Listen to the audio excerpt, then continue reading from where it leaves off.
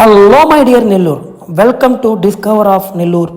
ఈరోజు మనము నెల్లూరుకి అతి సమీపంలో ఉన్న గండవరం గ్రామానికి అయితే రావడం జరిగింది. ఎందుకంటే ఇక్కడ అత్యంత ప్రాముఖ్యమైన దేవస్థానం ఉంది. అదే మన శ్రీ గంగా పార్వతి సమేత శ్రీ ఉదయకాళేశ్వర స్వామి దేవస్థానం. రీసెంట్గా ఈ టెంపుల్కి కార్తీక పౌర్ణమి రోజు వచ్చాను. అప్పుడు ఈ టెంపుల్ యొక్క ప్రాముఖ్యతను మరియు చరిత్రను తెలుసుకున్నాను. అది మీ అందరితో పంచుకోవడానికి మరలా ఇక్కడికి వచ్చాను. ఓం నమో శివరుద్రాయ, ఓం నమో సితికంఠాయ, ఓం నమో హరనాగాభరణాయ ప్రణవాయ ఢమ ఢమ ఢమరుకనాదానందాయ, ఓం నమో నిఠలాక్షాయ.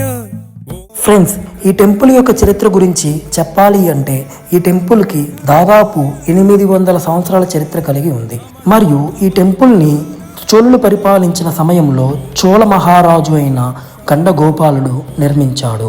ఈ టెంపుల్ని చోళ మహారాజు నిర్మించేటప్పుడు విభిన్నమైన ప్రత్యేకత రావాలి అని ఆ సూర్యుడి యొక్క కిరణాలు శివలింగముకు తగిలే విధముగా నిర్మించాడు.